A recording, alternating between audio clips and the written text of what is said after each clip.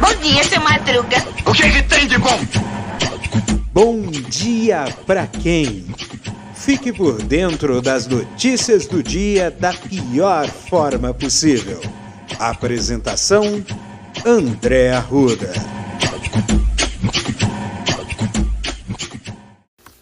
E aí, meu polvo? E aí, minha pólvora? Sou eu, André Arruda, e esse é mais um Bom Dia. Bom dia pra quem? Bom dia, que final de semana, hein? Que final de semana. Eu tô aqui até com essa camisetinha vermelha, tá? Da Celecinha, na verdade é uma versão Celecinha, né? O que acontece é o seguinte, nós tivemos a primavera vermelha da América Latina, continua de vento em popa. E eu vou te explicar por quê. Porque a Colômbia, que costumava eleger presidentes de direita, entreguistas para os Estados Unidos, aquela pachorra de tolerância zero, a política de tolerância zero às drogas, que a gente cansa de dizer que é uma batalha perdida, né? Porque a gente sabe que precisa ter um monte de coisa para se trabalhar em relação à questão de entorpecentes, enquanto tiver... Porque é aquela história, né? Teria que ser 880, né? Enquanto tiver entorpecente legalizado, que é o tabaco e bebida alcoólica, não adianta você fazer tolerância zero aos demais entorpecentes. Não adianta. Não significa que a ideia não se... minha ideia é justamente buscar legalizar aquilo que não for danoso, porque a gente sabe muito bem que os entorpecentes que estão dando mais problema em relação a vício, em relação à destruição psíquica das pessoas são drogas sintéticas e algumas delas feitas em condições muito ruins, né? Por exemplo, o crack é um subproduto, né? Do refino da cocaína, né? E é um subproduto de qualidade ruim, entendeu? Então o dano, ele gera o dano psíquico, mas ele gera praticamente um veneno, né? Então, só que o que acontece? A gente percebe que isso é vendido para as pessoas porque existe um submundo do narcotráfico e coisa e tal. Mas voltando aqui à vaca fria, gente. A Colômbia elegeu pela primeira vez um presidente de esquerda. Isso aconteceu em um outro país da América do Sul há 20 anos atrás. Foi o Brasil, com Luiz Inácio Lula da Silva, né? Então foi a primeira vez que teve um presidente de esquerda, né? E lá e essa política de direita que teve, né? Foi aguçou ainda mais a desigualdade social, né? Acho que o grande problema da desigualdade social na América Latina são as aristocracias, né? Que herdaram o poder do período colonial, né? Então a América Latina precisa acertar as contas com o seu passado e precisa mudar, né? É que nem, acho que eu já disse algumas vezes, né? Acho que foi uma frase creditada a Einstein dizendo que não se pode esperar um resultado diferente fazendo a mesma coisa, né? E aí nós temos aí a primeira vez que a esquerda vence, né? E falar em esquerda, né? Os partidos... Tá tendo eleição legislativa na França, gente. E a esquerda, eu acho que é uma coalizão de esquerda tá para ser maioria no parlamento francês, né? Para quem não sabe, o Macron, ele não é de esquerda, ele é de centro-direita, né? Ele é de centro, né? E vai ter que engolir esse rojão aí, entendeu? Porque mas isso foi um recado claro, né? De que assim, nós não vamos tolerar a extrema-direita por causa da Le Pen, né? A Le Pen foi a candidata da extrema-direita lá na verdade, tinha alguém ainda mais extremado à direita na França. Foi uma extrema-direita que moderou um pouco o discurso, né? A Le Pen. E perdeu para o Macron. Só que sob muitas críticas, né? Porque o que se dizia é que o Macron governava para os ricos. E agora, com a vitória da esquerda,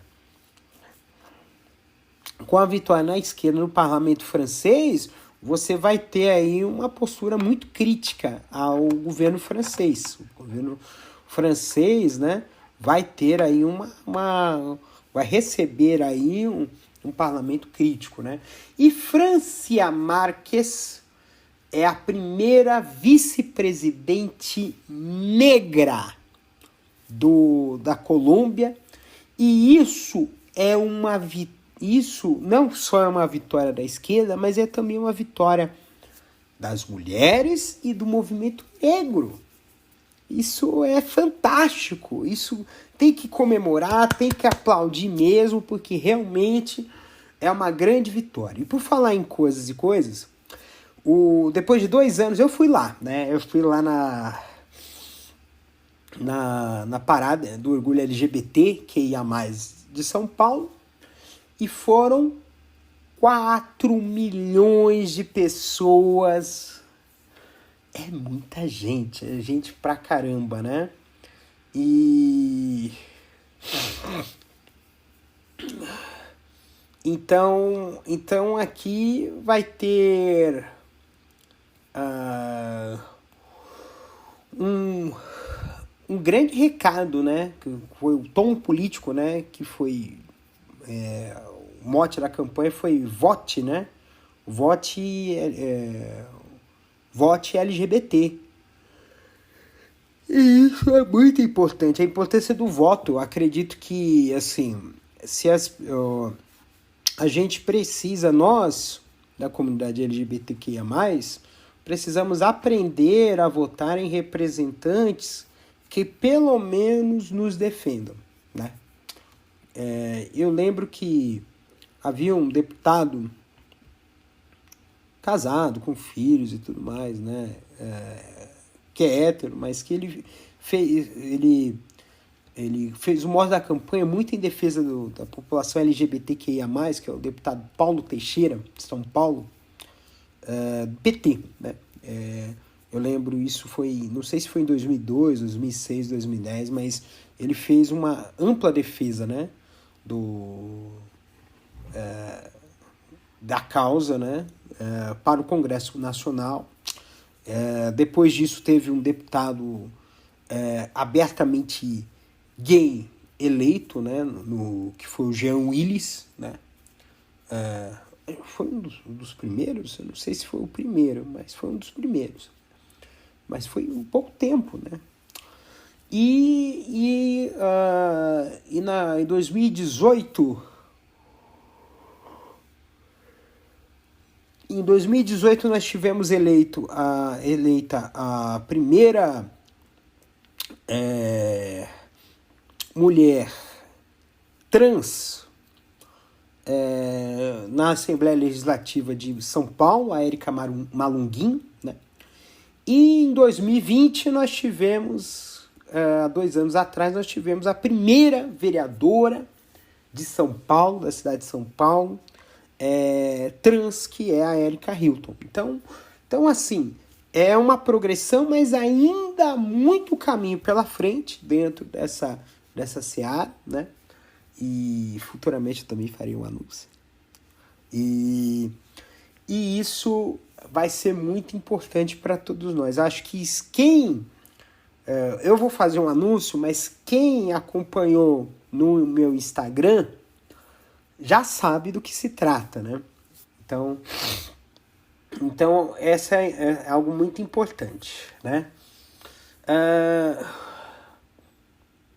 Marinha e bombeiros encontraram a embarcação de Bruno e Dom durante o final de semana, por meio de análise de arcada dentária,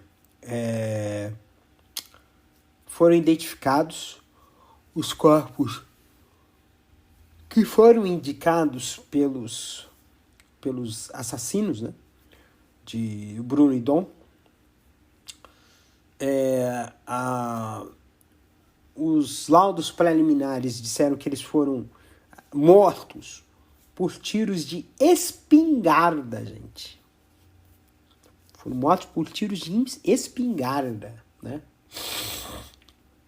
Mortos por tiro de espingarda, esquartejados e queimados. Não existe brutalidade maior do que essa, né? E a área se reuniu com lideranças indígenas do Amazonas. Agora, senhoras, é uma coisa de louco.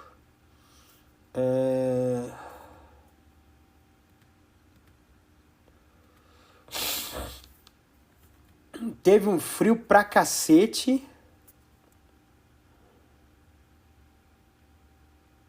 né? Tava um frio pra cacete esse final de semana. Meu Deus do céu, que coisa de louco, né? Quem reitera convite a militares para a reunião de transparência eleitoral. Gente, não era nem para ter chamado, gente. Desculpa, não era nem para ter chamado os militares. Foi um cavalo de Troia, os militares, porque a ideia parecia louvável, né? Chamar os militares para mostrar que o jogo é limpo. Mas o que acontece? Os militares foram... Todo mundo que era boa praça dentro do militar foi trocado por milicos de quinta categoria, aliados do governo Bolsonaro. Aí ficou difícil, né? Eu estava até comentando com um amigo meu, quer dizer, com uma amiga minha, né? Uma amiga minha, eu estava comentando com ela sobre o seguinte, cara. Esse governo está enfrentando uma espécie de tempestade perfeita. O fato é esse, tempestade perfeita, não tem outra explicação. Inflação galopante, desemprego nas alturas, né, ainda alto, desemprego ainda elevado, e mesmo as pessoas que estão conseguindo trabalho precarizado, ou com um salário mais baixo, ou com uma condição de trabalho que não é muito satisfatória, ou é muito longe, ou um horário, uma jornada de trabalho com um horário que não é muito bom. Ontem mesmo teve um amigo meu, um colega meu que estava comentando comigo, que teve uma proposta de trabalho, mas ele tinha que sair do trabalho à meia-noite. E vocês acham que meia-noite tem ônibus? É complicado mesmo ter ônibus, né? Seguindo aqui a canção, né? Então, e aí continuando, né? Aí teve esse caso do Dom, né? Do Phillips. Teve essa questão da parada gay. Teve esse aumento, esse recrudescimento da Covid de novo, né? Fora escândalos daqui e acolá, as declarações polêmicas dele, as pesquisas de opinião que estão colocando cada vez mais o Lula como vencedor já no primeiro turno. Então, isso já está gerando uma espiral. E é uma espiral de lascar mesmo para esse governo. Então, a coisa está começando. Um final infeliz para o Bolsonaro e um final feliz para este país. Esse país precisa terminar esse ano com um final feliz, sem o Bolsonaro e sem boa parte dessa canalhada que está aí,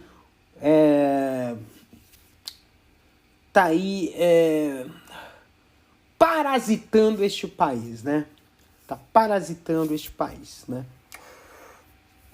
O Brasil teve 94 novas mortes nas últimas 24 horas. Gente, isso é preocupante, porque quase 100 óbitos em um domingo que é curtinho, que geralmente são poucos os registros, então nós temos algo muito preocupante aí. O Ministério da Saúde vai anunciar amanhã a 4ª dose para os maiores de 40 anos. Opa! Então eu já vou ter a 4ª dose e eu acredito que deveria ser isso.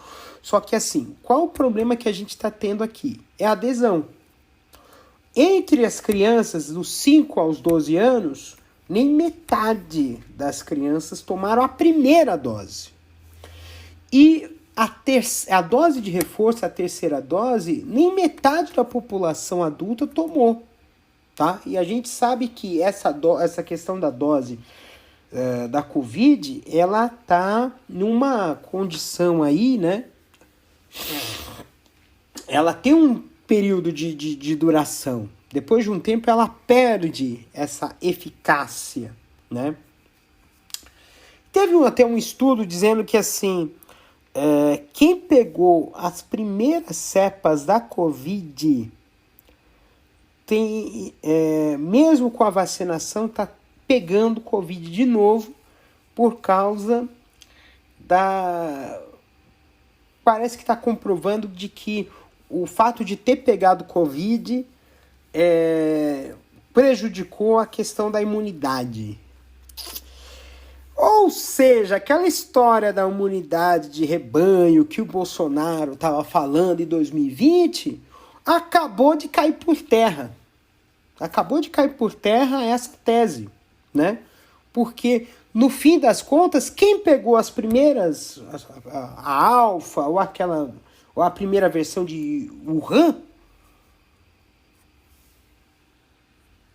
a vacina não está pegando e ele está pegando um Covid de novo. Então, gente, nós temos aí a comprovação mais do que nunca, né, de que essa tese de imunidade de rebanho foi uma falácia. O que foi feito em Manaus foi um genocídio e foi um crime contra a humanidade o que foi feito em Manaus em 2021. Acho que foi 2021, né? Foi aquela crise de oxigênio de Manaus, foi a coisa mais trágica que aconteceu nesse país. Foi uma tragédia, acho que foi uma tragédia. Não tem como comparar essa tragédia de Manaus com o Brumadinho ou com o acidente radioativo de Goiânia em 87. Não tem como comparar. Né? Não tem como comparar tragédias. Mas que foi muito, muito trágico o que aconteceu em Amazonas naquela época. Foi, com certeza. Né? Bem, semana chegando.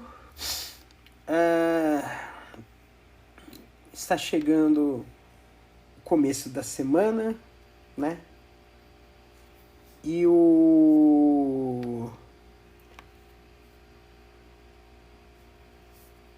assim,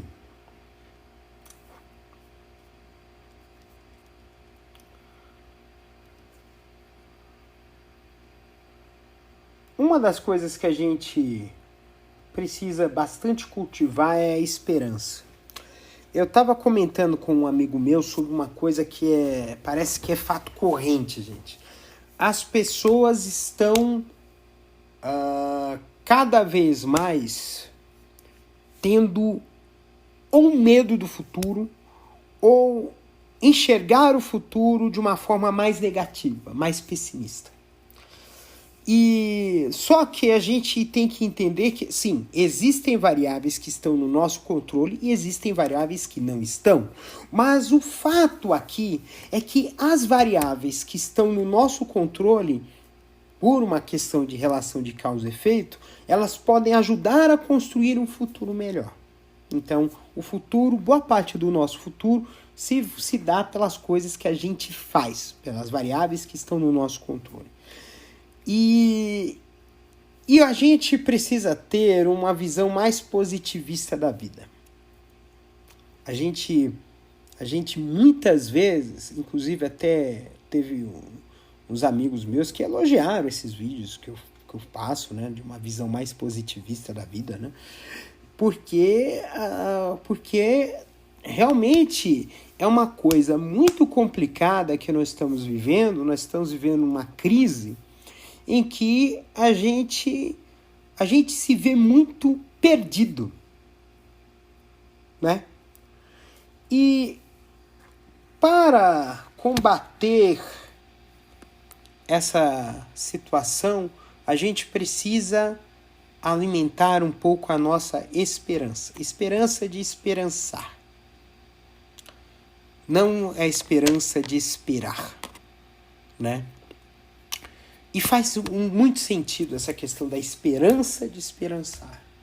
E essa esperança de esperançar é construção.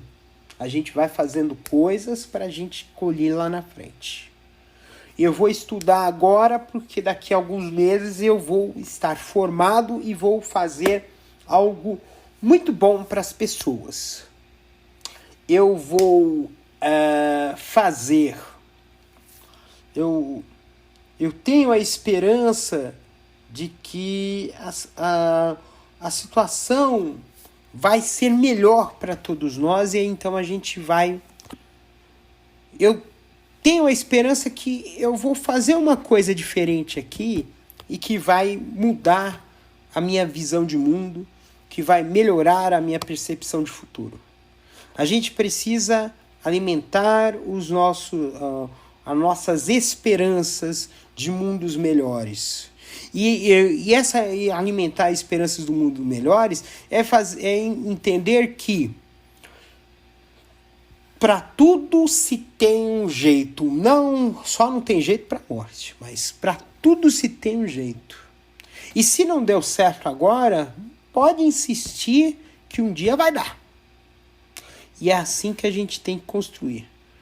Porque se a gente não alimenta a esperança, se a gente ficar a refém da desesperança, a gente desiste antes de tentar.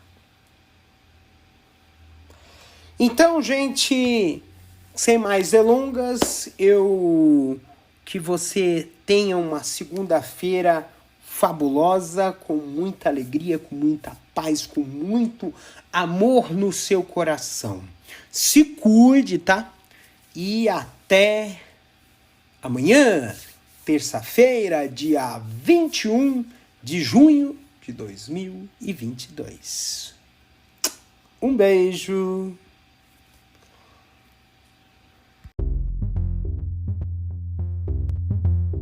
Este episódio é uma produção da Castor AMT, www.castor.com.br.